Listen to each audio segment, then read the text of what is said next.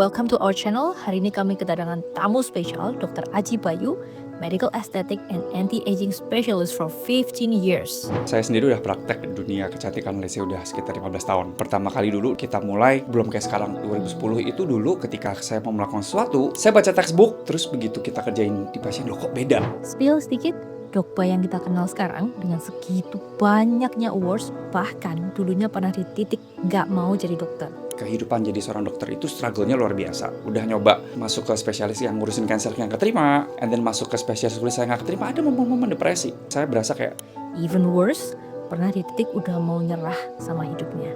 itu ada titiknya itu. Titik terendah saya adalah waktu saya lulus kuliah. Saya nih nggak ada gunanya hidup.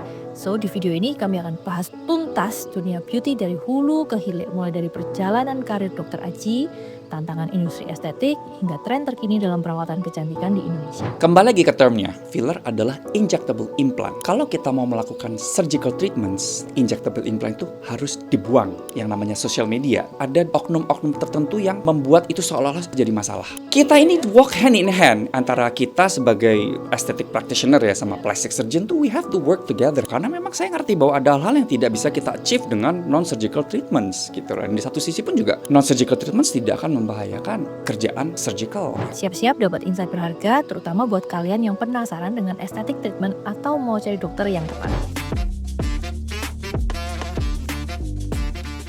So guys, dari total views videoku, itu cuma 10% yang udah subscribe. Yang udah denger dan merasa termotivasi dan dapat sesuatu, right now I'm asking the favor to you. Please subscribe, and it's a free way to help me, to motivate me to make a better video. Hari ini aku kedatangan narasumber, Dr. Aji Bayu. Di sini kita akan ngobrolin dari hulu ke hilir ya, dari duit-duitannya, dari karyanya, dari masa depannya kira-kira seperti apa.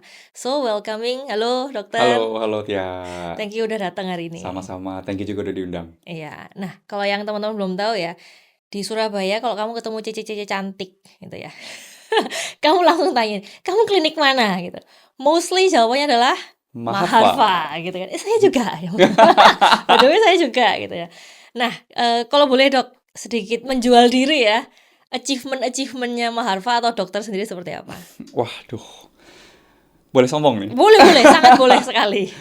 Ya, basically saya sendiri udah praktek di dunia kecantikan Malaysia udah sekitar 15 tahun. Okay. Jadi udah banyak asam garamnya lah. Dari yang pertama kali dulu 2010 kita mulai, belum kayak sekarang Tia. 2010 itu dulu ketika saya mau melakukan sesuatu, saya baca textbook, oh begini. Terus begitu kita kerjain di pasien, loh kok beda? Gitu loh. Okay. Jadi dulu saya learning by doing. Jadi nggak bisa by teori. Tapi kalau sekarang udah beda banget karena dunia kedokteran tuh udah berkembang banget ya. Banyak kursus-kursus jadi tuh kita belajar jauh lebih cepat. Tapi zamannya saya dulu nggak enak banget. Ya. Nah udah 15 tahun. Kemudian udah belajar sana sini ya. Udah lumayan cukup banyak award yang kita dapetin. Ya salah satunya kita termasuk top usernya filler di Indonesia. Ada brand-brand tertentu yang kita dapat nomor 1 user untuk single clinic. Kemudian achievement juga untuk collagen simulator 1 Indonesia. Kemudian juga termasuk juga pemakaian botulinum toxin, pemakaian consumables untuk treatment dari tahun 2020 ya sampai sekarang konstan tiap tahun kita pasti dapat award. Ya. Kalau nggak salah aku pernah sempat dapat konten yang dokter yang kerjanya terima award. Iya kan, pilihnya 2, antara dia kerja atau dia terima award. Wes, itu toh, bener ya? Bener. Oh, nanti boleh nih ditampilin ya awardnya apa aja gitu. Oke. Pamer dikit. Nah, gitu. Oke, nah very nice dok. Kalau misalnya kita udah bilang, tadi sempat bilang 2010 kan? Ya. Itu struggle-nya lumayan gitu. Apakah something happen makanya, jadi sekarang nggak sesusah itu, ataukah memang itu harus jam terbang kah atau gimana? Kalau untuk saya sendiri memang yang menentukan dalam tanda kutip profesionalisme saya adalah mungkin dari pengalaman ya. 15 years kita udah makan asam garam, belajar dari kesalahan, kemudian ya kita banyak belajar dari kesalahan. Kemudian 2017 saya mulai praktek sendiri. Kemudian dari situ lebih banyak belajar lagi, ya itu yang membuat saya menjadi seperti sekarang. Cuma untuk lulusan-lulusan baru mungkin, dokter-dokter baru zaman sekarang menurut saya jauh lebih gampang jalannya dibanding saya. Karena di tahun 2010 untuk kita cari course yang bagus itu, bisa dihitung pakai jari. Hmm. Tapi begitu dunia estetik berkembang di Indonesia ya, let's say mungkin sekitar tahun 2013 ke belakang itu course untuk dunia estetik banyak sekali sampai sekarang. Dari yang dulu kita cuma offline ya, kita cuma bisa belajar offline, sekarang forum-forum online tuh banyak sekali. Jadi Hmm. jauh lebih mudah belajar sekarang dibanding Oke. zaman saya dulu. Nah, kalau mau ditarik lagi, Dok, apakah memang dari dulu dokter SMA ya atau mau kuliah, aku akan menjadi estetik se-Surabaya paling ini gitu? To be honest enggak, Enggak langsung gitu kan? enggak. Justru cita-cita saya dulu awal mulanya bukan jadi dokter, Jadi apa nih? jadi pendeta. Seriously? Serius. Dulu cita-cita jadi pendeta, cuma nggak tahu kenapa bisa melengseh jadi dokter. Itu playingnya jauh banget. Iya makanya. Oke. Dulu sempat mau kemana? Ke Saat gitu? Sempat mau sekolah, sempat pokoknya mau jadi pendeta lah cita-cita saya dulu. Oke. Tapi ya akhirnya ya mungkin bukan jalan saya di situ. Oke. Terus saya kebetulan dulu di sekolah ya sorry ya lumayan ada prestasi lah Wih. ibaratnya. Terus saya pikir jadi apa ya? Akhirnya kan saya masuk IPA tuh. Ya. Nah begitu masuk IPA, saya pertama juga belum berpikir untuk jadi dokter. Masuk IPA, tapi kenyataannya saya tuh bego banget waktu fisika. Oh. Waktu fisika tuh bener-bener saya bego banget. Diajarin berulang kali tuh saya nggak bisa ngerti. Untuk ngerti, dijelasin, even private fisika pun begitu saya dikasih soal, saya nggak bisa jawab. Nggak tahu kenapa otak saya kayak twisted kalau udah ngomongin fisika. Nah, Oke. dari situ akhirnya saya decide untuk sebenarnya alasannya simple. Udahlah saya masuk ke dokter aja karena di situ nggak ada fisika. Beneran gitu? To be honest ya, itu alasannya karena nggak ada fisika. Oke. Tapi ya saya salah besar. Ternyata di dokter juga Ada. ada fisikanya walaupun ya nggak banyak. Iya. Oke. Terus habis pilihannya dokter umum dulu kan ya? Pertama Pasti. memang harus kita melewati jalur dokter umum dulu. Oke. And then you decide kayaknya aku interested ke estetika gitu. Pertamanya belum. Jadi Oke. begitu saya lulus ya, to be honest saya nyesel banget jadi dokter. Karena ternyata kehidupan jadi seorang dokter itu tidak seindah seperti yang saya bayangkan. Karena kan ya pasti tahu lah semua orang kalau kita mau mulai sesuatu pasti mikirnya indah-indah dulu. Ya. Ya karena saya berpikir bahwa wah jadi dokter enak nih hidup gue. Yang paling simpel adalah karena saya cowok ya, mungkin pikirannya adalah duit gue banyak. Iya. Ya, ternyata kenyataannya enggak. Kehidupan jadi seorang dokter itu struggle-nya luar biasa. Apalagi kita sebagai dokter umum ya, jujur struggle-nya sangat luar biasa. Kita kerja jadi dokter jaga gitu ya, atau kita kerja di klinik umum. Ya, untuk makan bisa. Tapi untuk lebih dari itu mungkin ya butuh lebih ya. Nggak, Oke. jujur aja nggak akan cukup di negara kita. Nah, kemudian saya berpikir untuk sekolah waktu itu pada awalnya. Sekolah, saya bingung mau sekolah apa ya. Karena saya begitu lulus, saya nggak suka, to be honest. Saya udah nyiapin CV, saya mau ngelamar kerja di bank. Jadi marketing. CV udah siap tuh, udah saya mau kirim. And then, saya ngomong sama papa mama saya. Hal pertama yang keluar dari kata-kata mereka, otak lu di mana? Ya iyalah udah sekolah. Jadi Ya, saking udah desperate-nya, jadi waktu itu saya nggak bisa mikir kan mau kerja di marketing, di bank, udah saya siapin, terus nggak diizinin, terus ya, kamu sekolah lah, terus saya mikir sekolah apa, lowong saya juga nggak suka gitu kan. Ya. Tapi ada suatu kejadian ternyata bahwa waktu itu koko saya ada yang kena cancer Oke. dan he passed away. Oke. Terus setelah meninggal tuh saya berpikir apa mungkin jalan saya jadi dokter spesialis yang ngurusin cancer ya. Saya nyoba lah waktu itu untuk daftar ke bagian spesialis yang ngurusin cancer. Cuma ya memang jalan Tuhan bukan di situ. Saya nggak keterima. Terus saya berpikir ya udahlah jadi dokter apa ya yang menurut saya nggak usah ngurusin nyawanya orang. Saya berpikir dokter kulit pada awalnya. Pertama saya belum kenal dunia begini. Saya berpikir dokter kulit. Terus nah di tengah-tengah saya mulai belajar soal kulit, saya baru kenal ada namanya dunia estetika. Oke. Baru dengar gitu loh. Nah, ternyata waktu itu saya nyoba untuk daftar sekolah di spesialis kulit, kalau sekarang SPDVE ya. Kalau dulu spesialis dan kelamin. Waktu saya daftar, ternyata jalan saya juga bukan di situ. Ya udah akhirnya saya berpikir udahlah mungkin saya bukan ditakdirkan untuk jadi dokter spesialis. Akhirnya saya ngelamar kerja di Jakarta, nggak keterima. Terus saya ngelamar kerja di Surabaya. Waktu itu ada satu klinik yang udah berapa belas tahun dia berdiri. Belum pernah ada dokter cowok sama sekali. Oke. Iseng aja saya ngelamar, ternyata saya dipanggil, terus diterima masuk ke klinik tersebut. Ya udah akhirnya itu 2010 itu awal mula saya masuk ke dunia kecantikan. Oke. Dan dari yang pertama saya nyeselnya setengah mati, ada fase-fase saya depresi ya. Begitu saya lulus kuliah, Saya kan nggak suka jadi dokter Ya. dan saya ini masih mencari jalan hidup. Saya ini harus jadi apa ya? Ya. Gitu loh. Udah nyoba masuk ke spesialis yang ngurusin cancer yang keterima, Ya. and then masuk ke spesialis kulit saya nggak keterima. Ada momen-momen depresi. Saya dengan depresi saya berasa kayak saya ini nggak ada gunanya hidup. Ada fase di mana, to be honest, dulu saya sampai sempat berpikir mengakhiri hidup. Itu ada titiknya itu. Wow. Titik terendah saya adalah waktu saya lulus kuliah. Selama masa pencarian diri saya untuk menjadi seorang dokter itu titik terendah saya. Jadi bingung saya mau ngapain, udah ada di titik di mana udah mikir suicide waktu itu. Tapi ya untungnya enggak. Terus begitu saya kenal dunia kecantikan ini, kerja jadi dokter yang bekerja di bidang ini, saya baru ngerti jalan hidup saya di situ. Tujuan hidup saya tuh itu, panggilan hidup saya. Karena buat saya untuk jadi dokter kecantikan ini buat saya very happy karena ketika saya bisa mendeliver sesuatu ke pasien saya dan saya ngeliat pasien saya they look good, they feel good, itu ada rasa kepuasan tersendiri. Oke. Mm-mm. Wow, nggak nyangka ya. Kok gedor-gedor mau jadi pendeta? Hah? Pernah sampai susah? Hah? Ini gimana nih? Oke, sangat ini ya, kaget gitu, nggak nyangka. Ternyata Dokboy yang kita tahu hahaha gitu ya, ternyata di baliknya tuh sempat kayak gitu ya. Dimana orang merasa, aku tadi sempat kaget sih dok, orang lulus kuliah tuh kan merasa, oke, the world is my oyster gitu kan. Malah Dokboy malah turun Oh, jauh. malah down banget karena itu juga satu peer pressure ya Tia. Waktu itu ketika saya lulus kuliah, teman-teman saya masuk ke spesialis. Saya coba spesialis, saya nggak keterima. So, jadi dari peer pressure itu saya sama teman-teman tuh berasa kayak saya ini berasa useless banget ya, kayak kok saya nggak berhasil, kenapa mereka bisa, kenapa saya nggak bisa gitu loh.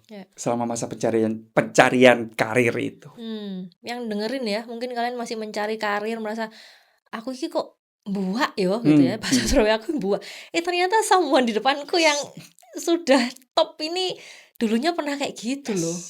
Titik terendah saya. Jadi buat teman-teman mungkin yang baru selesai kuliah, masih bingung, udah dalam 1 tahun, 2 tahun, masih belum berasa gimana, just be patient, terus berusaha. Karena kita nggak pernah tahu pintu itu terbukanya kapan, just keep trying. Ya wis dilakuin setiap hari apa yang di depan mata itu gitu ya dok. Oke. Nah tadi bilang and then dokter masuk estetika di 2010 ya. 2010 saya mulai kerja itu di juga dunia estetik. nggak baik-baik saja. Nggak baik-baik saja dalam arti gimana? Ya susah kok, struggling banget, atau tapi sebenarnya happy gitu. Oke. Waktu itu tentu kalau kita baru mulai, saya nggak bisa bilang hidup saya seenak sekarang ya. Ya tapi at least untuk kita makan bisa. Terus berjalan waktu kan, ya pendapatan mulai nambah. At least kita udah bisa mulai ngasih orang tua gitu.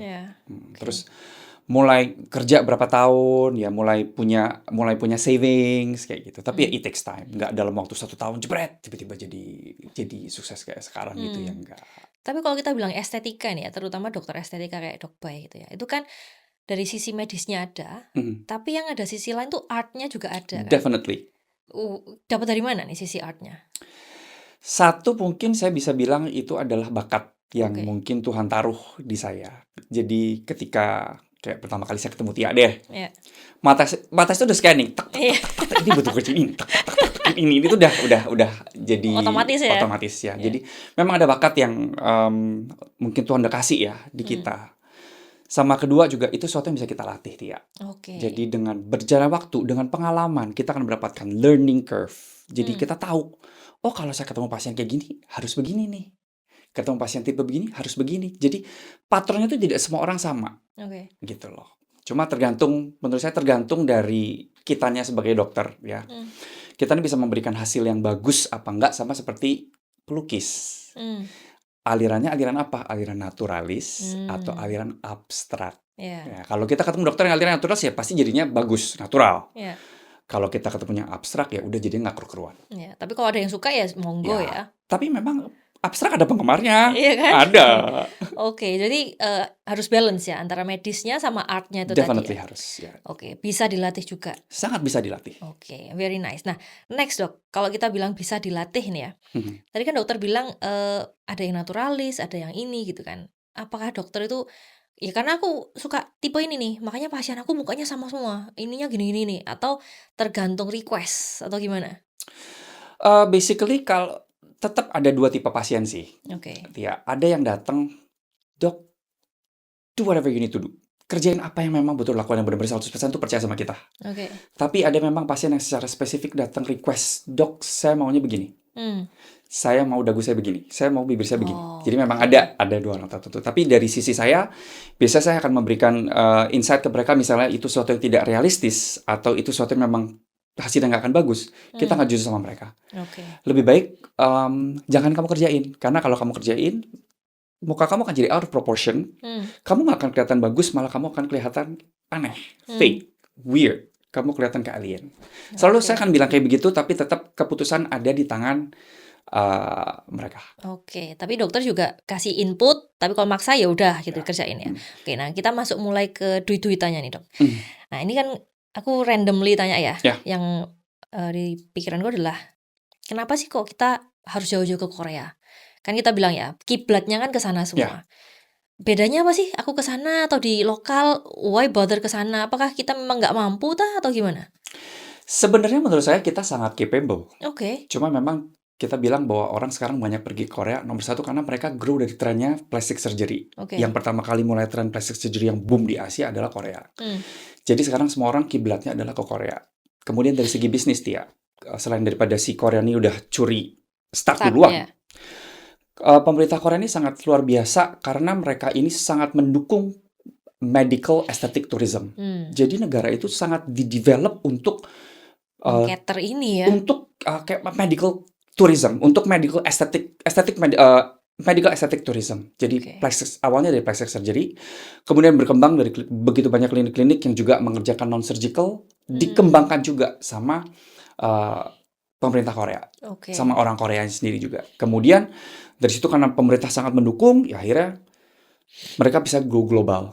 Jadi pergi ke setiap negara itu dia datengin, dia kasih representatif di sana untuk datengin Ya. klien ke Korea. Sepinter itu ya jualannya ya. Yes. Dan memang saya akui bahwa tren kita terutama di Asia kiblatnya adalah mostly adalah di Korea. Ya. Karena untuk sekarang mereka menjadi leading development. Jadi banyak treatment-treatment baru itu munculnya dari Korea. Oke, very nice. Berarti sebenarnya Indonesia capable. Sangat capable. Standarnya sebenarnya sama. Standar Bisa. menurut saya sama. Oke. Tapi sorry ya, kembali lagi tergantung dari dokternya. Ya, kalau Maharva oke. Amin. Jualan banget ya. Tapi tergantung juga dari dokter. Memang Oke. somehow tadi kita udah ngerti bahwa selain daripada medicine, Ya. kita juga punya yang namanya sense of art. Ya. Nah, itu yang mungkin akan membedakan antara dokter satu dengan dokter Dokter yang lain. lainnya. Yes. Oke. Nah, balik lagi sebelum tadi kita on camera ya, sempat udah panas nih sama Dok Boy. Tadi kita ngomongin di Surabaya Barat aja nih. Ya. Itu satu jalan ya. Saya sebutin ya jalannya ya. Raya Darmo Permai 2 ya. Itu satu jalan tuh klinik tak hitung 1, 2, 7, 8 klinik gitu loh. Satu jengkal satu klinik sekarang. Yes. It's Why? growing. Karena demand di Indonesia sangat grow sekali, Tia.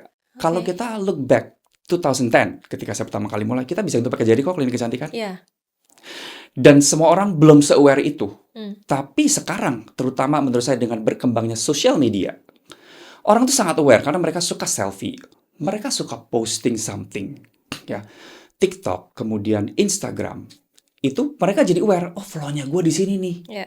Nah, setelah fase sosial media ini, dunia kecantikan booming sekali. Jadi demand-nya itu sangat tinggi sekali. Kalau dulu orang-orang yang ngerjain treatment adalah mereka yang umurnya udah 50 something, Iya. 40 something. Nowadays, no. 25, 20 mungkin udah Even mulai. less than 20. Less than 20. Itu nggak apa-apa. It's okay. Selama yang kita kerjakan tujuan. Jadi gini, kalau kita treat orang-orang di bawah 20 tahun, tujuannya dia adalah bukan untuk anti-aging, Tia. Tapi untuk beautification. Ya. Berbeda. Mereka belum punya kerut. Ya. Tapi biasanya anak-anak muda itu they wanna look pretty. Mereka mau kelihatan lebih cantik. Biasanya they do chin augmentation. Kalau misalnya dagunya kurang, mereka mancungin sedikit. And then kalau mukanya dia lebar, dok, muka saya tuh di foto setiap kali foto saya berasa muka saya terlalu lebar. Nah, kita kecilin. Let's say kita debox sininya dengan injeksi botox. Nah, kalau masih muda, goalnya adalah beautification. Kita belum perlu ngejain anti-aging treatments. Tapi kalau kita udah ngomongin soal late 20 atau 30, even 40, 50, goalnya berbeda. Mereka butuh rejuvenation dan beautification. Jadi itu dua hal yang berbeda. Oke, berarti sebenarnya startnya itu untuk beauty sebelum 20 pun bisa gitu. Sebelum 20 pun bisa. Oke, nah balik lagi dok, tadi pertanyaannya. Kan kita lihat satu jalan itu kan semua satu jengkal ada satu klinik kan. Ya, Apakah ini oversupply atau memang demand-nya setinggi itu atau gimana? untuk sekarang 1 tahun terakhir menurut saya sudah mulai oversupply. Oke. Karena saya mulai ngelihat di kota-kota besar ya, bukan cuma di Surabaya, di Jakarta pun juga mulai banyak klinik yang close down. Oh udah mulai. Udah mulai, ya. Tapi memang demand masih ada sih, Tia. Oke. Dan memang menurut saya ke depannya memang akan semakin banyak klinik yang buka, tapi juga mesti siap akan banyak juga yang akan close down, nggak bisa bertahan. Nah kemarin aku juga sempat sharing ini ke teman kan. Ada, Ci, aku pengen buka klinik, Ci, tapi serem banget. Satu Surabaya Barat udah banyak banget gitu kan. Menurut Dok Boy gimana? Open, nggak open, atau Well, that depends. Kalau memang misalnya dia siap untuk menerima tantangan, maksudnya ya, mental yang cukup kuat untuk being aggressive, ya. bisa dicoba. Gimana caranya survive? Maharva sendiri dok, dengan segitu banyaknya saingan kan. How can you stand out dari so many noise? Menurut saya because kita harus mendiferensiasikan diri kita dari klinik-klinik lain, Oke. gitu loh. Di mana strength point-nya kita.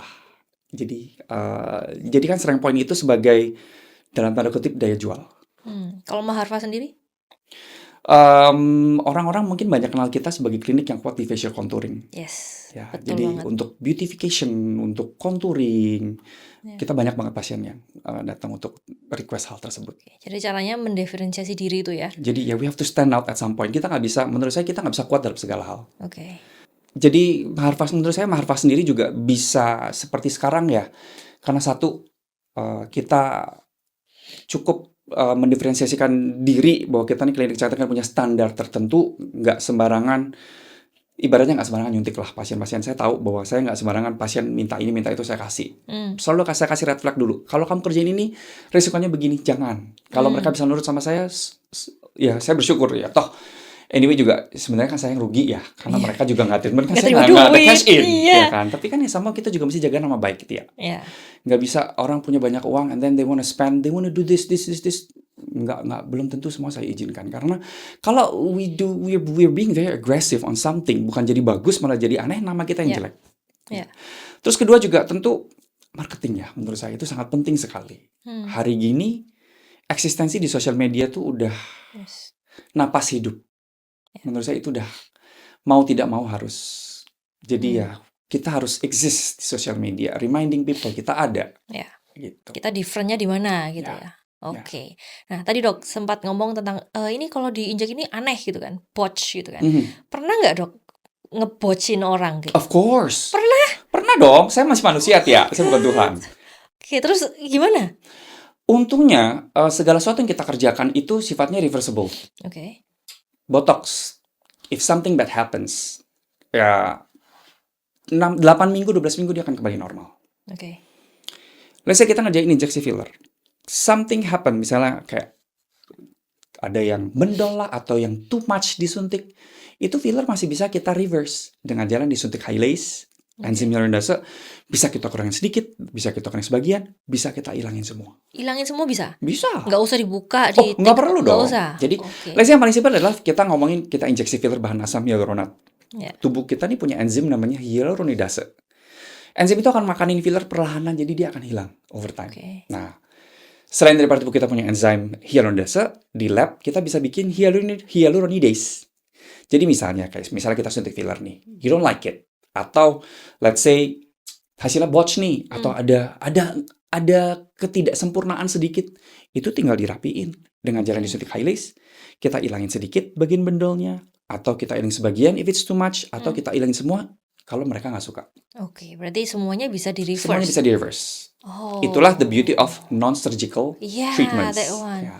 Tapi kalau kita udah ngomongin surgical treatments ya, no point of turning back. Ya. Cuma kita juga mesti ngerti, non-surgical treatments juga punya batasan. Okay. Ada hal yang bisa kita perbaiki dengan non-surgical treatments, tapi ada hal yang tidak bisa kita perbaiki dengan non-surgical treatments, opsinya adalah surgical treatments. Yang terjadi adalah ketika kandidat ini adalah harus sudah dilakukan surgical treatments, kita paksa, kalau jangan kerjain surgery, kita paksa ngerjain non-surgical treatments, kacau hasilnya. Contohnya apa, Dok? Let's say misalnya orang mukanya saggy. Oke. Nah, saggy, let's say 60 something, udah jatuh parah, excess skinnya banyak. Non-surgically bisa nggak kita treat? Bisa. Tapi hasilnya tidak akan bisa mengalahkan surgical facelift. Oke. Yang ininya udah pada jatuh, longsor semua tuh loh. Karena kan Hmm. ada excess skin, Ya. kemudian selaput ototnya tuh udah kendur, Hmm. fatnya semua udah pada pindah. Sedangkan non-surgically kita nggak bisa ngatasin itu. Hmm. Memperbaiki itu menjadi lebih baik, sangat bisa. Tapi tidak akan bisa sempurna seperti surgical. Nah, yang salah adalah ketika dia harusnya udah kita kerjakan surgical facelift, kemudian kita janjikan sama pasien non-surgically, lo kerjain ini, nanti saya filler di sini, saya tambahin bla bla bla bla. Akhirnya dia tambahin banyak di sini untuk kasih support di area sini, akhirnya di sini akan bembeng. Hmm. Mukanya akan jadi aneh banget, Oke. bukan jadi bagus. Nah, kalau kita sebelum ke sana, Dok, berarti Hmm. intinya apakah misalnya cewek nih ya, aku pengen cantik nih, apakah langsung operasi deh atau jangan dulu deh, estetik dulu nih, Hmm. non-surgical atau gimana? Saran kritiknya gimana? Well, that depends. Kalau dia Oke. masih muda, Oke. let's say dia 30 something, menurut saya, pada hal tertentu misalnya kayak facelift, dia jelas belum perlu. Oke. Tapi kalau memang misalnya hidungnya itu pesek, kurang Hmm. maju, menurut saya the best adalah surgical option instead of injecting filler. Injecting Oke. filler bisa, tapi kita mesti ngerti bahwa filler ini juga punya batasnya. Ya. Sedikit medis ya. Karakter filler ini kan isinya asam hyaluronat, di mana nanti ketika dia disuntik, dia akan menambahkan volume ke atas dulu. Tapi ketika resistensi jaringan ini sudah penuh, ketika kita paksa tambahin, Ya. dia akan lari ke samping. Itu yang bikin bleber. Oke. Itu yang terjadi kalau kita udah injeksi filler hidung bagus, Hmm. tapi pasiennya berasa nggak puas, dok kurang tinggi, Hmm. paksa tambahin, nggak akan jadi bagus. Dia akan Oke. bleber ke samping. Karena tadi hukum fisika, Pasti. resistensi. Nah, Oh. tapi selama kita kerjain secukupnya, dia tidak akan bleber. Nah, kan Oke. kadang-kadang ada pasien nih, yang memang satu, space-nya nggak ada. Ya. Atau kedua, sorry nih, misalnya hidungnya peseknya parah. Ya tentu nggak bisa lah kita filler. Hmm. Surgical option adalah hal yang terbaik. Oke, tapi dokter juga akan kasih tahu ini nggak bisa ini. Pasti gitu. saya akan bilang sama pasien, kamu bukan kandidat bagus. Kalau saya paksa kerjain, hasilnya bukan bagus. Jadinya nggak akan keruan. Biasanya saya akan straightforward ke pasien sih jujur. Oke. Kalau memang misalnya saya bisa, bisa. Kalau nggak bisa, ya lebih baik saya bilang nggak bisa. Nah, ini balik lagi ke kasus yang Sogi tadi nih, Dok. Aku pengen tahu. Ini sebenarnya tanya buat aku sendiri ya. Nah, itu kan 60 karena udah terlalu segi banget. Hmm. Bisa nggak sih kita nggak usah surgical, kita preventif nih. Misalnya 30 something aku rajin do something treatment. So by the time I'm 60 aku nggak usah facelift. Possible nggak sih? Majority, let's say 95% pasien, menurut saya, it's not possible. Oke. Jadi, treatment yang kita lakukan sekarang adalah delay, Oke. but it's not a denial. Oke. Jadi apa yang kita lakukan, let's say misalnya kalau kita rutin perawatan ya tentu ketika kita let's say kita usia 40, 50, ya signs of aging ada. Tapi ya kita kalau kita banding sama teman-teman yang nggak perawatan yang lain jebles. Oh, oke. Semua langsung ambles. Kita yang kelihatan stand out sendiri. Iya, Tapi oh nanti at the end gitu. of the day when we're 60, kita tetap akan mengalami yang namanya selaput otot kita nih jadi saggy, Iya. kulit kita jadi berlebihan, fat kita semua akan pindah. Tetap menurut saya pada ujungnya, let's say 95% pasien akan butuh surgical treatment pada akhirnya. Oke. Tapi keputusan untuk melakukan surgical dan non-surgical kita kembalikan lagi ke pasien. Karena tidak semua pasien mau surgical treatments. Apalagi di usia segitu juga ya. Oke, kita bilang yang serem-seremnya nih, Dok.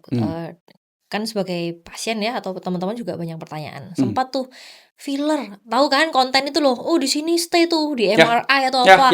It stays everywhere. So actually you're injecting nggak akan pernah larut di badan tuh. Ngomongnya doang nih. Ternyata itu di MRI semua kelihatan semua. To be honest, saya sangat setuju. Oke. Kita mesti ngerti dulu karakter daripada filler. Filler itu bahannya adalah asam hyaluronat. Ya. Tapi saya sebut filler ini adalah sebagai injectable implant.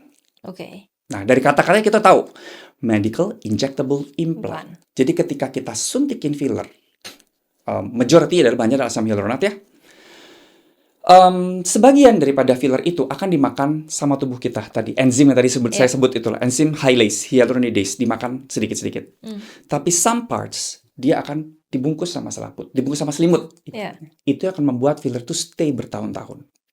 Tetapi sama seperti kalau kita melakukan implan hidung, implan dagu, kalau ngerjainnya benar, ya itu tidak akan menjadi masalah. Sama juga dengan filler, itu tidak akan menjadi masalah. Nah, yang jadi masalah adalah kalau filler itu masih ada dan masih bagus, paksa nambahin, dok kurang. Atau nih, biasa kan pasien kan 6 bulan, 1 tahun, mesti kan saya jadwalin datang. Saya lihat nih udah perlu belum. Ya. Kalau belum perlu, saya akan ngomong jangan, ini masih bagus. Nah, karena itu filler itu masih stay. Ya. Nah, tapi kalau kita paksa kita tambahin, ya jadinya nggak akan bagus dia. Hmm. Jadinya akan too much.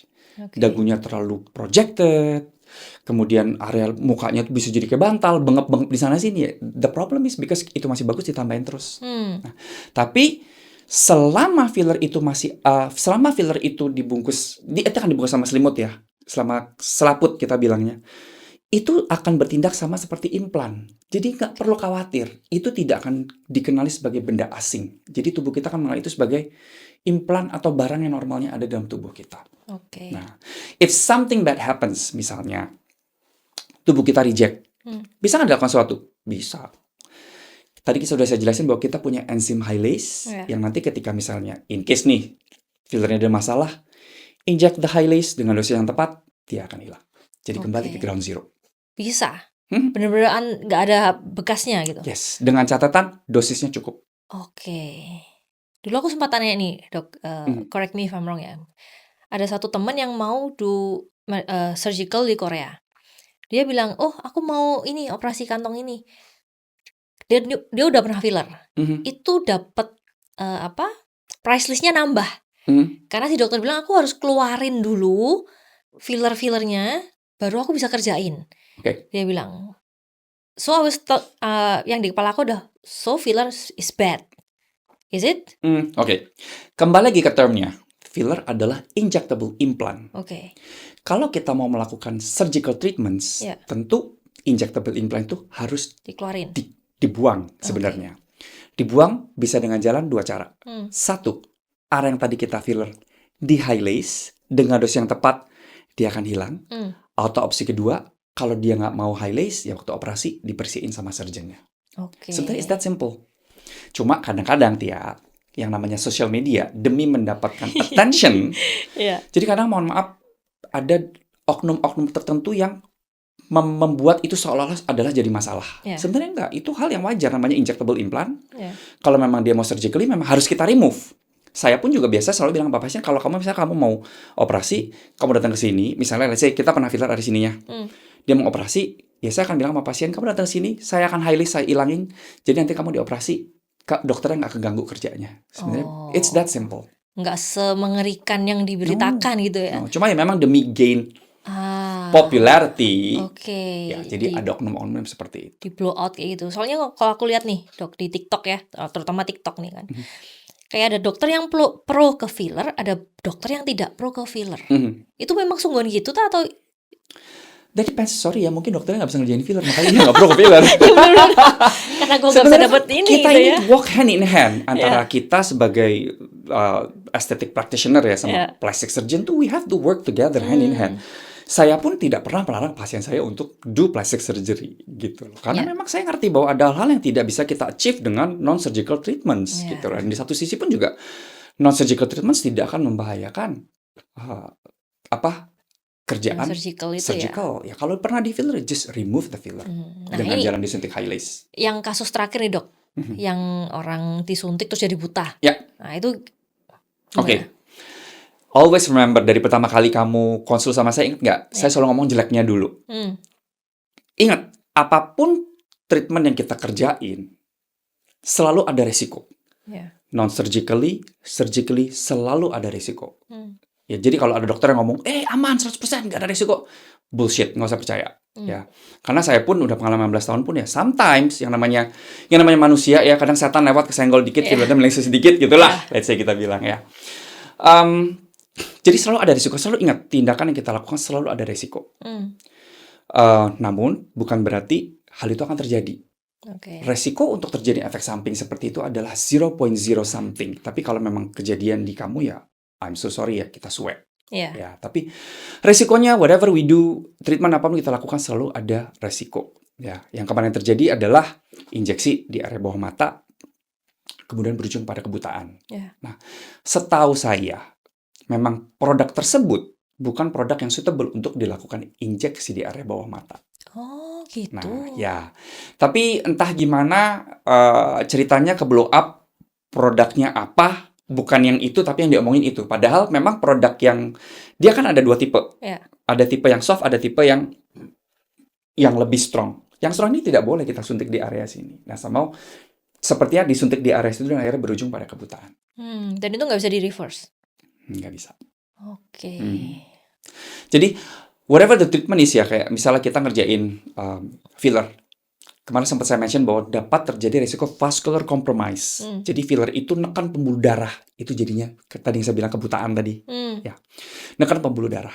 Nah, angka kejadian adalah 0,0 sekian persen. Sama seperti ibaratnya kita nyetir. Bukan berarti kita nyetir 100% aman loh, Tia. Kita bisa aja nggak sengaja ditabrak dari belakang atau kita bisa nggak sengaja kita nabrak. Kita nggak pernah bisa tahu. Resikonya kita nyetir seperti itu. Resikonya kita olahraga apa? Cedera. Udah hati-hati pun juga sometimes kita bisa cedera.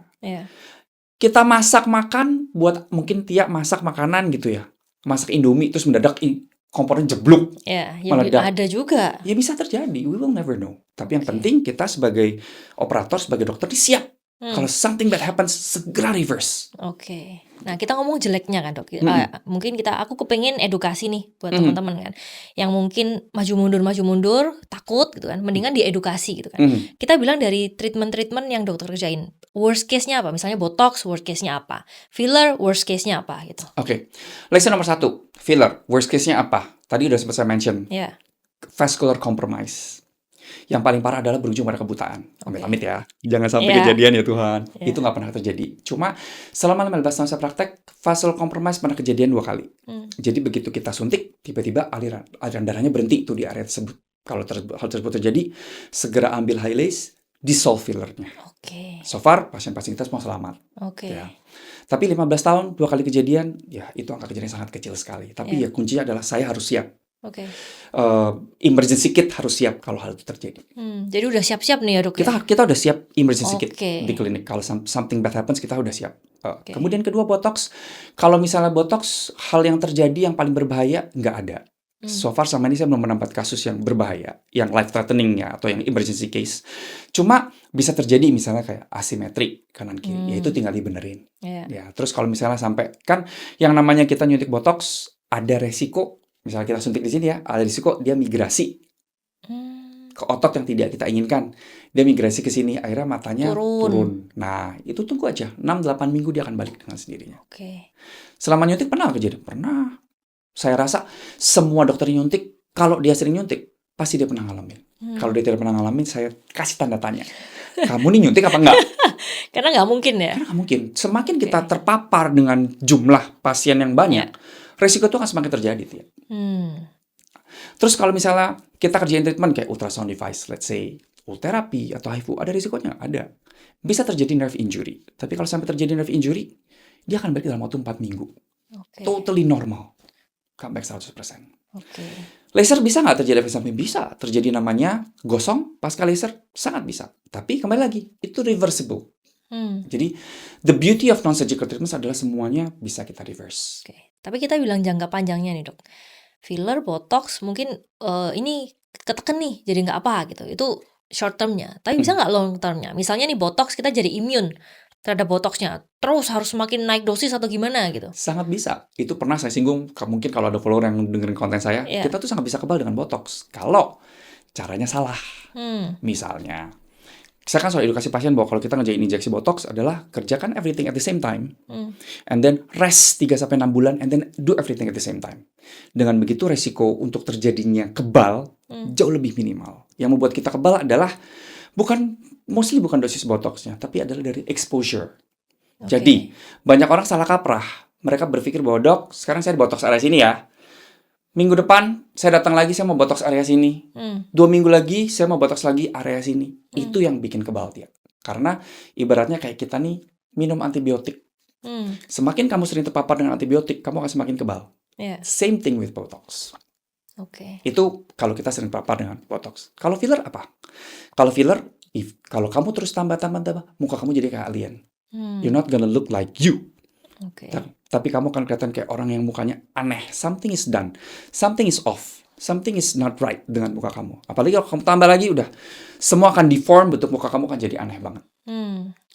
Jadi kira-kira risk-nya itu tadi ya dok ya, Yes. yang kita udah paparin. Nah next aku pengen tahu dok, tadi kan dokter sempat ngomong kan, kalau ketemu Tia ya pertama kali, dalam ini kan udah, ini mukanya diginiin ini itu kan, otomatis gitu kan. Nah ada nggak sih guideline-nya nih? Misalnya when you're 30, you have to maintain this part, or 35 apa gitu. Kalau guideline menurut saya tidak ada yang pakem, Oke. tapi yang jelas adalah ketika kita treat orang usia 30 dengan 40 dengan 50 it's gonna be very different. Oke. Karena signs of aging-nya tuh akan berbeda antar Per dekade. orang, oke. Ya. Satu itu. Dan kedua, setiap orang itu unik, Tia. Hmm. Jadi saya nggak bisa bikin patron semua treatment polanya akan sama. Karena semua orang bentuknya berbeda. Setiap orang aging-nya berbeda. Ada yang umur 30 di sini masih bagus, ada yang umur 25 di sini udah kempong. Yeah.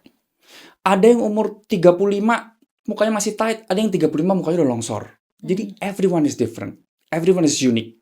Yeah. Jadi kita akan selalu tailor setiap orang itu according to their problem. Okay. Jadi nggak bisa patron umur 30 treatmentnya pasti kita kerjain ini. Dan berarti kita nggak bisa. Jadi mesti lihat pasiennya, kerjain apa yang kita perlukan.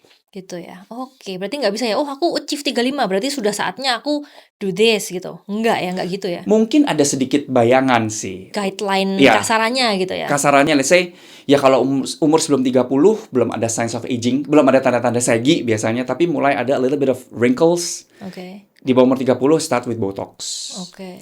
Sometimes kita udah start with fillers. Udah ada nih yang cowong-cowong. Ya.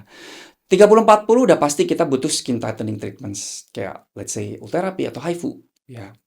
Kemudian, Botox, filler, itu udah pasti kita perlu kerjain. Skin booster pasti udah perlu kita kerjain. Karena udah mulai nih, tekstur kulit udah mulai nggak seperti 5-10 tahun lalu. Nah, ketika kita masuk ke usia 40, 50, sama. Kita akan lebih agresif lagi. Karena signs of aging-nya lebih banyak. Jadi kita lebih butuh nge-treat pasien di multiple layer. Layer atas, tengah, bawah, semua itu mesti kita treat. Oke. Ini ya, kulitnya gitu ya dok ya? Dari lapisan kulitnya kulit, ya? lapisan di bawah kulit, lapisan otot, semua gitu. sampai ke lapisan tulang, semua mesti kita treat. Oke, nah balik lagi. Tadi kita bilang kan dari age-nya gitu kan. Dokter di skin clinic ini dunia kecantikannya udah 15 tahun. Ada yang bilang Gen Z itu lebih kelihatan tua ketimbang milenial. Bener apa enggak dok? Menurut saya ada benernya. Oke. Karena cara mereka berpakaian dan cara mereka dandan.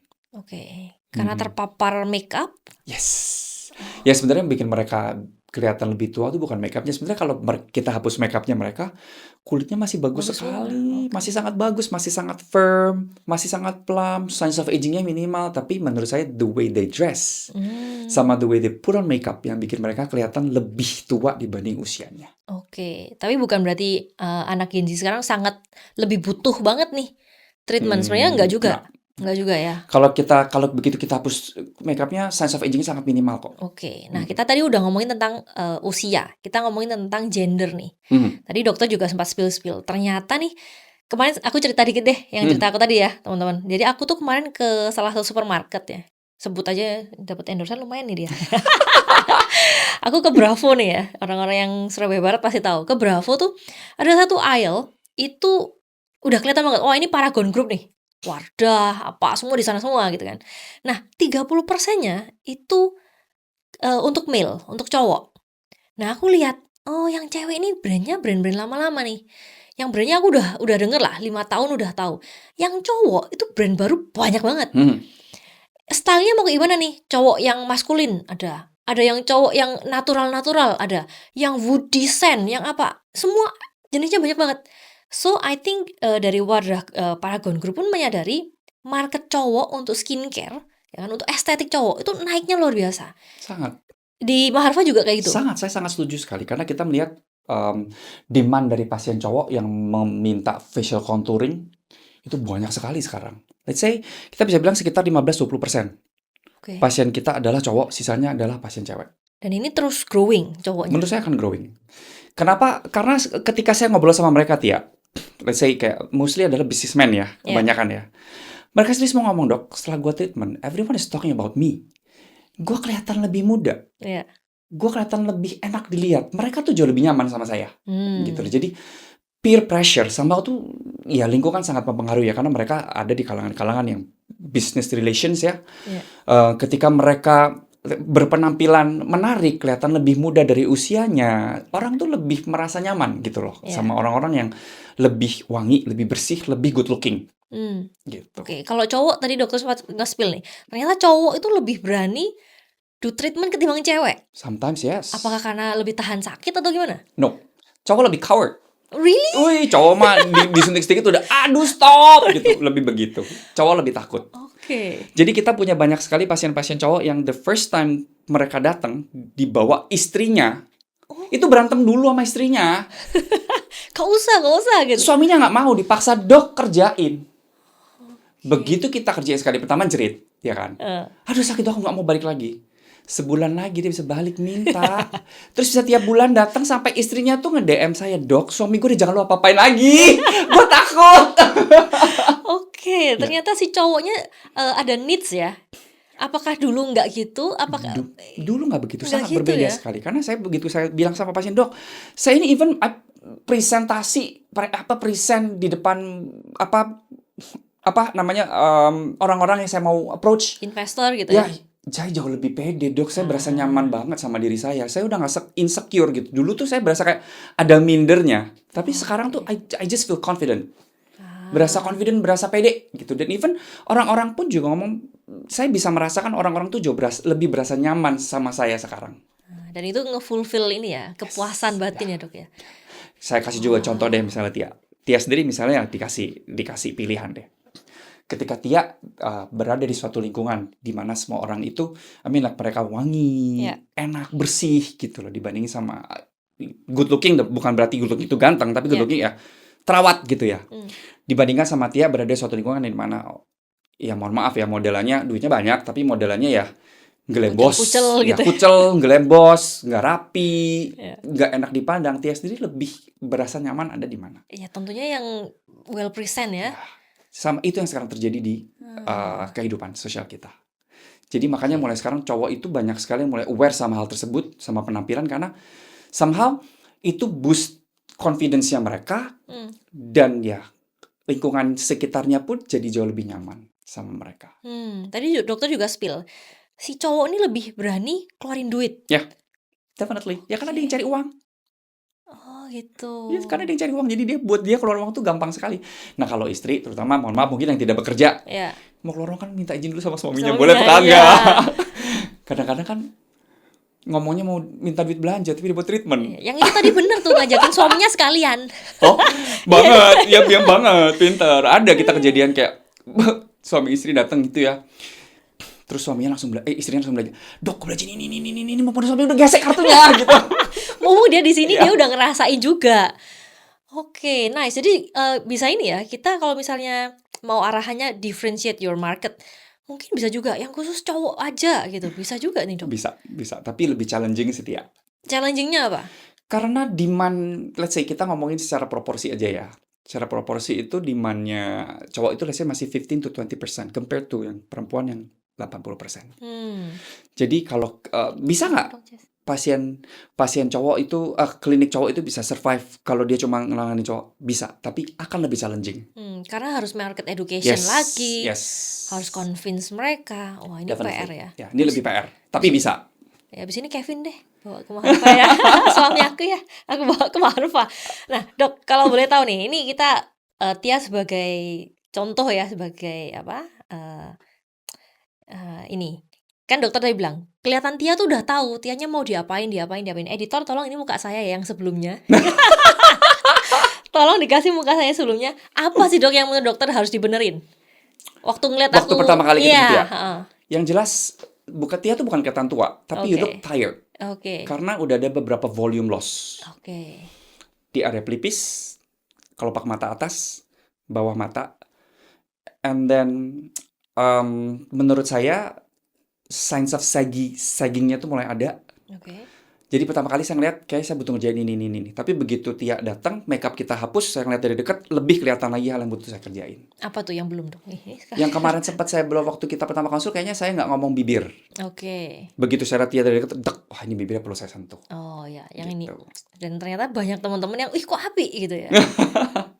Kuncinya tadi kembali lagi, Kita butuh nemuin dokter yang ngerti, yang tepat, yang Hmm. sense-nya itu sama kita tuh nyambung Oke. gitu. So, Dok, the next question is, itu kan aku waktu ketemu dokter udah scan muka gitu. Hmm. Nah, ini perlunya ini gitu. So, apakah itu sangat oke buat orang-orang yang aku nggak tahu aku butuh apa? Hmm. Atau bahkan aku nggak tahu aku mau apa enggak. Ketemuan dulu, you will explain It's everything, okay. it's really okay. Saya sangat open untuk hal tersebut. Tapi Silakan nggak konsul. jadi nih gitu. Aku It's nggak takut, okay. It's nggak mau okay. gitu. It's okay. Saya nggak pernah maksa.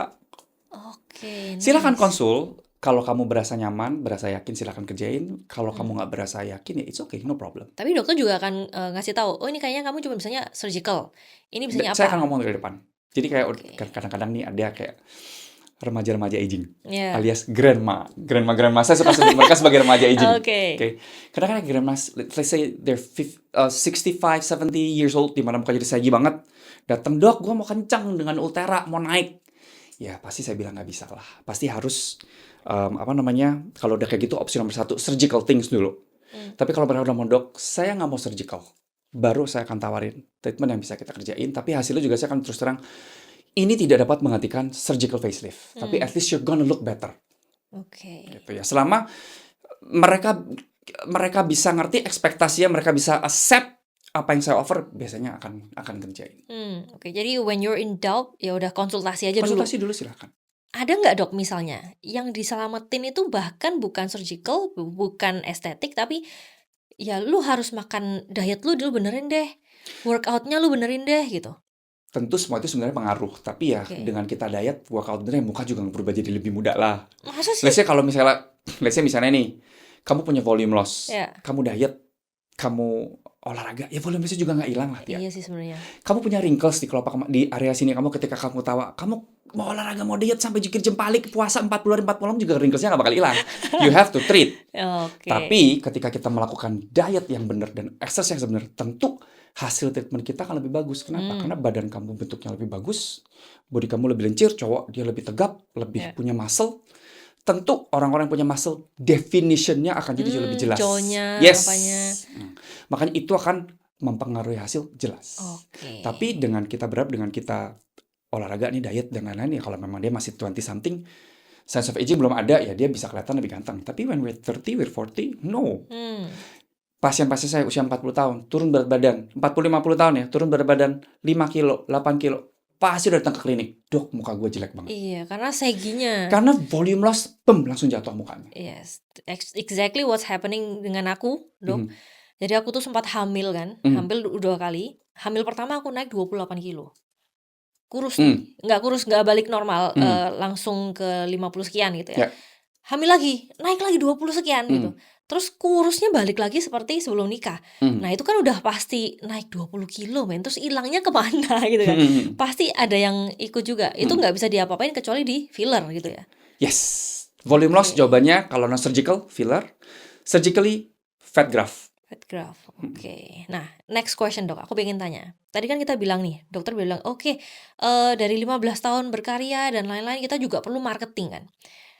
Tadi kita juga bilang klinik segitu banyaknya. Yes. Sebagai konsumen kita kan juga bingung, dok. Yang ngetren ini mana, yang really quality itu yang mana, gimana kita sebagai customer untuk tahu ini gitu. Nomor 1 jelas, social media penting sebagai informasi, tapi social media itu juga sometimes bisa misleading. To be honest, kadang-kadang ada, terutama kayak klinik-klinik tertentu yang mereka ketika ngepost diedit lah, Emang gitu? Ada, sangat ada. Dan even sekarang di China pun juga banyak before after yang fake. Jadi karena menurut saya itu sangat-sangat tidak mungkin non-surgically bisa berubah begitu. Jadi hati-hati kalau hasilnya tuh yang sampai nggak masuk akal banget. Big question mark, bener nggak ini? Gitu loh. 1, kita cari informasi dulu dari social media. Sama nomor 2 yang penting sebenarnya adalah review ya. Kadang review atau referral itu sangat berperan penting sekali. Jadi tanya dulu informasi, ada nggak teman yang pernah ke klinik sini. Tanya dulu hasilnya gimana. Kalau memang udah banyak teman yang memang mereka puas, ya boleh dikonsider klinik A, B, C, atau D. Silakan mana yang berasa secure. Which is referral tuh nggak bisa dipalsuin dengan marketing ya, dok ya? Definitely. Ya 15 tahun nabungnya itu tadi kan? Oke. Jadi reputasi. Oke. Reputasi itu yang hanya bisa kita dapetin dari pengalaman. Oke. Next pertanyaan aku pengen tanya, Dok. Tadi kan kita udah bilang ada surgical, ada non-surgical. Sekarang aku pengen tanya skincare nih. Mhm. Ada tuh di Korea yang apa sih PRDN atau apa ya? PDRN, PDRN. Wah, itu langsung Salmon DNA. katanya ciami apa. Sebenarnya ngebantu nggak sih atau tuh gimmick nggak sih atau gimana nggak sih? Basically itu bukan gimmick, Tia. Oke. PDRN itu adalah dalam tanda kutip DNA, Oke. tapi diambil dari salmon. Nah, cara kerjanya sebenarnya gini. Kita kalau udah tua, DNA-nya kita tuh banyak yang rusak. Ya. Nah, daripada kita capek-capek, tubuh kita nih capek-capek bikin DNA, kenapa nggak kita replace aja pakai DNA salmon? Sebenarnya logikanya seperti itu. Jadi DNA kita rusak, kita save energy pakai DNA salmon, energi kita bisa dipakai buat yang lain. It Oke. works. Tapi kita mesti ngerti bahwa PDRN itu adalah sesuatu yang dioles. Tujuannya dia adalah untuk regenerasi sel. Oke. Kalau kita pakai PDRN yang dioles, yang akan works adalah lapisan permukaan kulit. Jadi tekstur lebih halus bisa. Fine wrinkles berkurang bisa. Kulitnya jadi lebih bouncy Bouncy. bisa. Oke. Ya. Tapi untuk dia masuk ke layer dalam, nggak bisa. Kita mesti ngerti bahwa muka kita, kulit kita nih, muka lah yang paling simple. Kita punya beberapa layer. Ya. Layer pertama, sedikit kedokteran. Layer pertama lapisan epidermis. Epidermis punya 5 lapis. Kemudian lapisan dermis 2 lapis. Kemudian lapisan subkutan, subdermis, lapisan lemak. Kemudian lapisan selaput otot. Kemudian lapisan otot. Kemudian lapisan lemak. Kemudian lapisan tulang. Nih. Oke. Jadi Segitu total banyaknya. ini aja, ini 5 lapis, ini 2 lapis, terus ini lapis. Nah, kita ngolesnya di sini, di paling atas. Ya di mana dia juga harus melewati 5 lapis. It's gonna be very difficult. Oke. Tapi it works. Jadi kalau masalahnya dia mostly ada di permukaan kulit, sangat bisa kita bantu dengan salmon DNA oles. Oke. Berarti memang setiap lapis itu punya problemnya sendiri dengan cara sembuhnya sendiri. Yes, makanya itulah kenapa kita mesti combine treatment ini itu. Karena filler treatmentnya di mana? Di lapisan lemak dan di atas tulang. Tapi dia nggak bisa kita treat buat area-area lain, nggak bisa. Ultrasound di lapisan mana? 3 mili dan 4,5 mili. Lapisan selaput otot yang kena. Oke. Gitu. Jadi setiap treatment tuh goalnya berbeda. Makanya tadi kalau misalnya kita masih muda, let's say 20, 30, treatmentnya very simple. Kita nggak perlu agresif. Tapi ketika kita udah ngomongin 40, 50, 60, agingnya itu udah brek, semua lapis tuh udah kacau semua, udah aging semua. Ya tentu kita perlu mentarget semua lapis untuk memberikan hasil yang maksimal. I see. Nah, tapi jangan salah kaprah. Jangan berpikir bahwa skincare itu nggak penting. Skincare itu penting. juga. Penting, sangat penting. Karena satu, skincare itu akan menjaga lapisan permukaan kulit kita jadi lebih bagus. Dan dia akan deal sama problems di area atas. Ya, nah itu yang nggak bisa kita dapat dari treatment-treatment yang di dalam. Oke, bentengnya dulu nih harus lapisan pertama kita harus jaga juga ya. Ya. I see. Nah, di China 5 tahun yang lalu, yang kayak tadi aku cerita ya, itu exactly what's happening di Indonesia sekarang. Klinik buka banyak banget di China, klinik estetik gitu kan. Tapi ternyata setelah 5 tahun setelah itu ya, sekarang itu banyak banget yang tutup. Nah, tutupnya kemana? Yang survive masih bisa survive. Tentunya nggak semua tutup ya, tapi banyak banget yang tutup. Kesatu, banyak yang akhirnya doing home service. Akhirnya si dokternya yang ke rumah pasien nih, langsung jemput bola nih. Itu kesatu. Kedua yang terjadi adalah mereka sekarang di China tuh punya alat-alat kayak RF or HIFU itu yang bisa you can do it at home gitu. Menurut dokter gimana? Apakah kita akan menjurus ke China kayak gitu? Atau sebenarnya udah terjadi atau gimana? Oke, nomor 1 dulu mengenai home service. Tuh biasanya kan memang sekarang klinik tuh banyak banget ya, satu jengkal satu. Ya, udah mulai oversupply. Demand masih ada sih, menurut saya masih growing. Tapi ya memang somehow supply-nya itu terlalu cepat. Demand-nya nggak bisa ngikutin oversupply-nya ini. Jadi memang kedepannya menurut saya mungkin memang akan, ya kita aja udah lihat beberapa klinik udah collapse. Ya. Kemudian akhirnya beralih kepada home service. Menurut pendapat saya sendiri, ketentuan kita di Indonesia hal tersebut tidak diperbolehkan. Jadi saya sebagai dokter hanya boleh praktek di tempat di mana saya menaruh surat izin. Contohnya adalah di klinik. Makanya kadang-kadang tuh saya ketemu pasien yang, "Dok, udahlah suntik di rumah saya." Loh, personally ya saya mau. Ya to be honest ya, siapa ya kalau nolak rezeki? Ya kan kita bodoh. Tapi kembali lagi, saya nggak mau melanggar hukum. Hukum di Indonesia berlakunya adalah kalau kamu ngerjain pasien tindakan medis, kamu harus ada di tempat di mana kamu menaruh surat praktek. Surat praktek saya adalah di klinik. Jadi legally saya harus nyuntik pasien di klinik. Ketika saya nyuntik pasien di luar klinik, itu sudah masuk ke kategori tindakan illegal. yang paling kita takutkan adalah when something bad happens, kamu bisa disu. Satu, kamu ngebotch pasien. Kedua, kamu ngerjain di tempat tanpa izin. Itu udah pasti habis itu. Oke. Kayak begitu. Jadi ya, legally di Indonesia sendiri hukumnya masih kita tidak boleh nyuntik pasien di Di luar luar. klinik. Jadi harus di klinik di mana tempat kita naruh surat izin praktek. Itu kayaknya. Oke. Ya. Tapi kalau memang misal untuk tindakan-tindakan non medis, misalnya kita sekedar facial, Itu oke. ya itu menurut saya masih oke karena regulasinya itu tidak harus memakai surat izin praktek. Tapi kan Oke. facial bukan kerjaan dokter anyway, kerjaan terapis. Ya. Ya. Nah, kemudian kedua, growing Devices. machines nih Ya. di luar klinik. Menurut saya sudah mulai ada di Indo, tapi kita ngerti bahwa mesin-mesin yang bisa kita bawa pulang, let's say like IPL bulu atau mesin RF, karena powernya tuh sangat rendah sekali. Ya bukan berarti itu tidak efektif. Itu at some point dia bisa bantu, tapi resultnya akan sangat berbeda ketika kita melakukan di klinik. Karena kalau kita udah ngomongin klinik itu udah medical grade yang develop develop di pabrik yang memang sudah tersertifikasi, semuanya ada penelitiannya dan udah ada jurnalnya, itu terbukti efektif. Jadi secara power aja itu udah beda. Jadi nggak bisa kita bandingin sih, Tia. Nggak bisa ya? Nggak bisa. Oke. Tetap, saya punya pasien-pasien yang memang mereka rutin udah pakai alat ini, alat itu, they still come back to the clinic dan mereka juga ngomong, nggak bisa dok, Efeknya beda. efeknya berbeda. Definitely berbeda karena jelas powernya berbeda. Tapi mau pakai seperti itu silakan, Oke. nggak ada masalah. Nah, dok, ada satu pertanyaan ketinggalan ya, yang tentang tadi kita bilang botch itu kan, atau yang serem-serem ini. Dokter pernah kelihatan satu konten ini nggak, yang dia tuh udah kayak kejang-kejang, kayak kesurupan, terus kamu pinggir ya, anaknya mau yang dikira kesurupan itu Ya, loh. ya. Ini editor tolong dikasih videonya di sini gitu kan. Itu kenapa dok kok gitu? Oke, waktu itu saya sempat nonton podcastnya, YouTube-nya kalau saya nggak salah. Ya. Yang saya tangkap ya waktu itu kesalahannya adalah karena kesalahan daripada dosis anestesi. Kalau saya nggak salah, yang saya tangkap adalah dosis anestesinya terlalu banyak. Iya kan? Ya udah akhirnya jadi begitu. Oke. Terus kalau sudah terjadi seperti itu, yang dilakuin harus apa dok?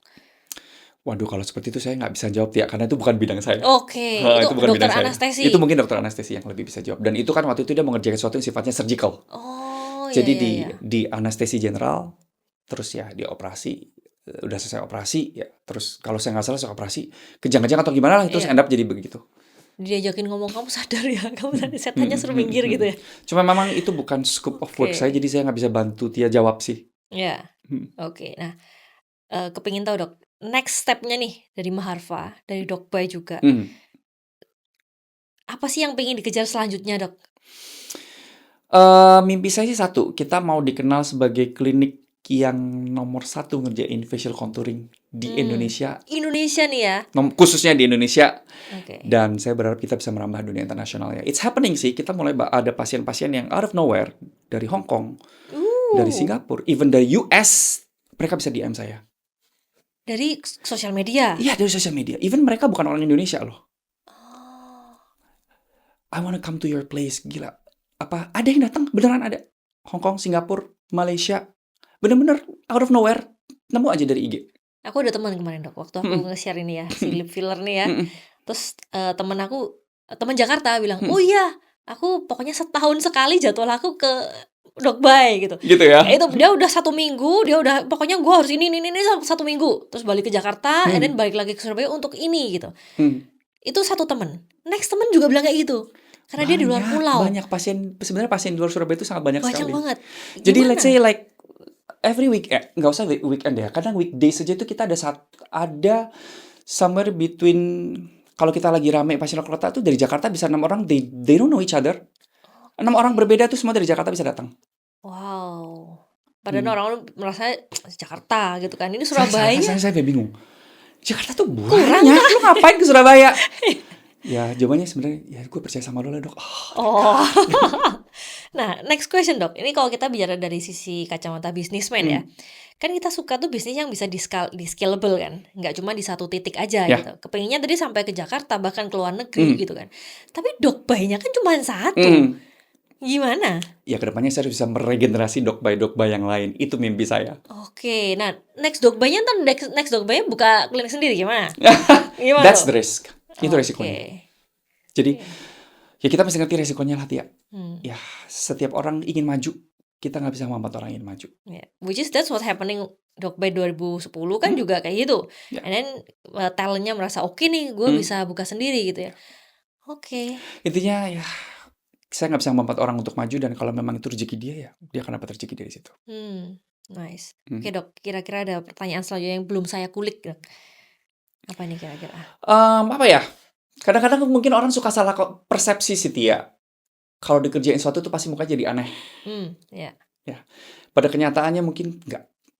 Tergantung dari, kembali lagi tadi, find the right doctor. Sebenarnya intinya itu. Kamu perlu menemukan klinik yang tepat, dokter yang tepat. Selama kamu ada di tangan yang tepat, hasilnya itu pasti akan bagus, nggak akan serem. Nggak usah takut. Dokter pernah lihat ini nggak sih? Aku tuh pernah lihat di TikTok, dagunya yang lancip Pernah tahu? banget itu loh. Itu ngetren atau gimana Dok? Nggak, Atau memang dia kayaknya memang pasien sendiri yang ada suatu term yang kita sebut sebagai body dysmorphic. Oke. Body dysmorphia. Oke. Jadi body dysmorphia ini adalah suatu kondisi di mana pasien ini tidak pernah merasa cukup dengan tubuhnya, dengan wajahnya. Jadi they always tambah sudah lancipin lagi dok. Kita punya pasien seperti itu, tapi saya selalu berkata no. Oke. Selalu berkata no, jangan. Kalau kamu ngerjain itu, kerjain di tempat lain deh, karena kan yang jadi masalah adalah nama kita yang jelek. Yeah. Jadi kita selalu, jadi itu namanya adalah body dysmorphic disorder, BDD.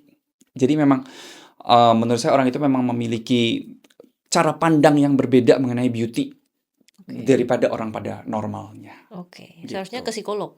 Definitely harus. Gitu ya. Definitely harus. Kita banyak pasien kayak gitu yang something is wrong with your mind. Selalu bilang kayak gitu. Tapi itu nggak Dok? Maksudnya ada ini nggak? Oh kalau misalnya yang Surabaya sukanya tuh kayak gini, Jakarta sukanya kayak gini, ntar orang Medan sukanya kayak gini gitu. Enggak sih, rata-rata pasien-pasien datang ke kita mostly beauty standarnya udah terbentuk sih. Oke, nice deh. Biasanya udah kebentuk. Mereka udah tahu kalau mereka ketemu saya itu pokoknya mereka nggak bisa berharap jadi aneh-aneh gitu. Nah, ini aku pengen tanya. Lately ini aku muncul terus nih di feeds aku kan tentang si Kardashian family, Jenner gitu kan. Yang lagi ngegong banget adalah si mamanya yang Kris itu kan. Out of nowhere tiba-tiba jadi cakep banget. Yes. What happened Dok? Kalau misalnya kamu di bank nih, mukanya si Kris ini yang dulu yang kayaknya agak gimana. Dia kan like 67 or something, like 65 up gitu kan. Tiba-tiba muncul kayak disebelahin sama Kim tuh kayak sister gitu. Gimana caranya? I think the only way to do that is surgical facelift ya untuk usia segitu. Oke. Definitely surgical facelift. Jadi apakah cuma itu doang yang terjadi Dok? Dia nggak terbuka sih Tia. Oke. Tapi menurut saya dia mengerjakan surgical facelift, ya of course a little bit of botox here and there, a little bit of filler here and there pasti dia lakuin. Tapi gong yang bikin mukanya dia jadi tight kan sebelumnya kan memang sagi ya. Nggak ada definition di sini ya tentu facelift, neck lift, but kebentuk semua. Next yang aku pengen tanya nih, ini kita kayaknya lagi ini ya, munculin mukanya ya editor tolong nanti. Ariana Grande. Ariana tuh sempat bilang dia stop semua filler dia, stop semua botox dia, and then dia langsung kelihatan kayak sakit gitu. Kamu lihat yang terjadi sama Ariana sekarang? Mukanya kayak gimana? Iya kayak tua banget gitu. Because she's way too skinny. Dia terlalu kurus. Jadi kalau kita lihat badannya kan udah kayak orang sakit. Kayak orang yang benar-benar kurus, tulang, kulit. Sama juga dengan mukanya. Karena all the facial fat itu hilang. Oke. Jadi juga nggak cantik juga sebenarnya kurus. When it's too much nggak akan jadi cantik. Apapun yang kamu kerjain too much nggak akan. Kamu turun berat terlalu banyak sampai jadi kurusnya kayak begitu, kamu nggak akan kelihatan cantik, nggak akan kelihatan ganteng, nggak akan kelihatan muda. Kamu if you do everything too much juga kita nggak akan kelihatan ganteng, nggak akan kelihatan good looking, nggak akan kelihatan cantik. Jadinya kan aneh. Jadi do everything at the right portion. Moderate gitu ya. Next nih, yang dokter merasa artis siapa yang mukanya tuh done really beautifully, itu siapa nih? Waduh. Kalau done beautifully ya, bentar saya pikir dulu. Lindsay Lohan. Iya bener. Dia tiba-tiba out of nowhere juga. Lindsay Lohan. Cakep banget gitu. Itu diapain Dok? Menurut saya surgical dan non-surgical treatments. Jadi menurut saya maybe dia ngerjain a little bit of facelift. And then tentu kulitnya dia kerjain resurfacing dengan laser, do a little bit of botox, and then tentu area-area yang kosong-kosong dia koreksi. Dia kan sempat mukanya aneh tuh. Dia Kayak di-solve semua, jembab-jembab semua gitu. dia di-solve semua fillernya and then rebuild dengan cara yang benar. Oh, Makanya dia sekarang jadi begitu, cantik banget. iya, Lindsay Lohan bagus banget. Ya. Kalau yang Korean, Dok? Saya paling suka lihat Song Hye Kyo. Iya. Song Hye Kyo, dia kayak timeless. Iya. Cantiknya timeless banget. Itu bisa nggak, Dok, manusia biasa nih ya? Hmm. Kepingin kayak gitu? Atau you just born Manusia with that? cantik tuh bisa ada dua, Oke. dari sananya atau dari dananya. Iya. Jadi ya kalau dari sananya cantik ya good lah, tapi you have to understand bahwa kamu suatu saat akan expired. Iya. Cantik pun yang bisa expired ya, kamu butuh dana. Oke. Jadi ya kedua, kalau memang misalnya kamu dilahirkan tidak se-good looking itu dan kamu punya dana, ya kamu jadi cantik. Bisa ya, Dok, ya? Bisa. Oke, nah aku pengen tahu nih, kayak Blackpink deh, kita bilang Jennie, Jisoo, Rose, Lisa, itu semua mereka done something gak sih sebenarnya, atau just born pretty? Menurut saya kalau di Korea itu udah Nggak suatu mungkin ya. tren ya, di mana semua orang melakukan hal itu. Jadi menurut saya memang they did something. Tapi memang aktor-aktor Korea tuh mereka sangat tertutup ya. Aktor-aktris Korea sangat tertutup melakukan sesuatu. Pokoknya tiba-tiba dia jadi cantik. Iya, tiba-tiba muncul album baru, apanya berubah dikit gitu ya. Oke. Nah, kalau misalnya tadi bilang, Dok, non-surgical gitu ya, yang it's a must do nih buat semua orang segala usia, itu apa? Must do non-surgically Yes. untuk semua usia. Yes. Skincare. Oke, selain skincare nih. Menurut saya yang sangat lazim kita lakukan pada semua usia dari muda, skin booster. Skin booster. Itu adalah oke. treatment yang bikin kulit kita tuh ngeplam, kenyal. Jadi kita nggak ngubah kontur, tapi kita bikin kulitnya tuh sehat. Oke, itu diapain tuh? Disuntik skin booster, basically disuntik kayak nutrisi kulitnya, supaya kulitnya nih yang kalau masih muda kan ya kulitnya udah bagus, tapi kalau kita kerjain skin booster tuh dia makeupnya jauh lebih nempel, kulitnya bisa glowing, bisa bercahaya gitu. Dipegang tuh dia lebih dewy. Tapi kalau kita kerjain pada orang yang lebih tua, tekstur kulitnya akan sangat berubah ya. Those fine wrinkles banyak berkurang, kulit yang udah ambles tuh dia ngeplam lagi, ditempelin make up, nempel, nggak usah pakai apa-apa, keluar rumah tuh kulitnya udah bagus gitu. Itu dari muda sampai tua bisa kita kerjain. Perlu gitu ya. Skin booster, skin quality treatments. Oke. Itu jangka berapa lama sekali harus? Depends, jadi tergantung kasus, tapi rata-rata mungkin dalam setahun kita butuh minimal 3-4 kali. Itu paling minim. Oke. Itu Karena injeksi ya? Injeksi, karena skin booster itu somehow akan dihancurkan oleh tubuh kita. Tapi di satu sisi, sesuatu yang dihancurkan oleh tubuh kita, meaning it's gonna be safer. Nah, ya. Karena tubuh akan mendissolve itu. Tapi ya itu harus 3 bulan sekali, 4 bulan sekali gitu ya. Which is, I think it's okay ya. It's okay, it's okay. Oke. Itu tadi first skin booster. Second apa, Dok?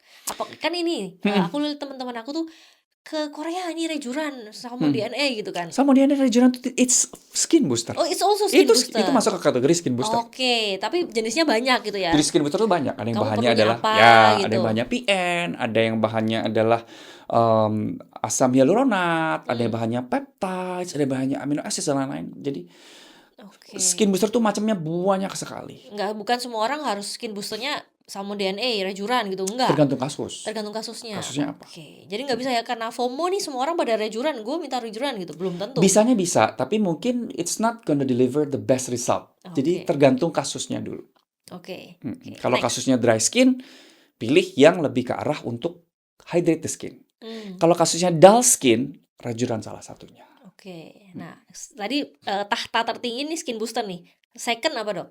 Untuk semua usia? Yes. Mungkin kita ngomongin adalah yang paling banyak kita lakukan di pasien-pasien di semua usia mungkin adalah laser. Oke. Jadi laser itu tujuannya itu bikin kulitnya ini jadi lebih bersih, lebih cerah, lebih bright. Jadi kusemnya hilang. Oke, itu di laser semua usia oke. Semua usia masih sangat oke. Acne, non-acne semua oke. Laser ada banyak form. Oke. Laser untuk jerawat ada, laser untuk pigmentation ada, laser untuk skin texture ada. Oke, berarti kalau aku nangkep ya tadi yang dokter bilang, ke satu laser berarti lapisan terluar dulu nih yang diberesin. Lapisan terluar, ya. And then skin booster agak dalam lagi. Skin. Bener ya? Kalau laser mostly kita akan ada di layer paling atas, sama layer kedua. Oke. Kalau skin booster mostly di layer kedua. Oke. Karena ya kalau anak-anak yang masih muda tuh biasanya di sini masih belum terlalu parah nih, tapi ini bisa mulai ada gangguan nih di usia-usia late 20s. Iya, makanya kalau kita bilang all age, gender apapun ya yang pasti ini dua ini ya yang paling dua ini atas yang akan kita hit. Oke. Cuma kita mesti ngerti nih, ya kita hit dua ini ya hasilnya hanya akan di sini. Yes. Jadi jangan berharap ngerjain laser dan skin booster mukanya jadi tight Iya, jadi muda cakep nggak? semua gitu, nggak bisa. Oke, tahta 1, 2, ketiga apa, Dok? Um, let's say facial contouring, Oke, itu ya. yang ketiga ya? Ketiga, let's say Oke. botox filler ya majority memang yang akan ngerjain adalah mereka yang udah usianya late 20 ke belakang. Tapi bukan berarti kalau kita lihat sekarang demand anak-anak early 20 atau sebelum 20 minta tuh udah grow sekali ya karena sosial media. Iya. Oke, jadi next yang ke Maharfa yang masih nggak tahu, do I need it or not, do I need it or not gitu ya, bisa langsung tanya ke Dok Bay ya kan. Dok, nggak usah tanya sebenarnya, dia akan nge-scan sendiri. Kalian nggak usah repot-repot. Dok, ini dia akan langsung, sorry ya, ini kamu gini gini gini. Oke, thank you so much Dok Sama-sama Bay. dia, Udah datang sama-sama. ke sini, teman-teman DO yang pengen komen ya, mau tanya apa sama Dok Bay boleh ya kan. Yang udah kliennya Dok Bay juga boleh leave comment di sini. Ntar kalau misalnya Dok Bay buka ke luar negeri ya Dok ya, nah datang lagi ya. Ya, Nah, siap. gitu. Oke, thank you teman-teman. Amin. Terima kasih.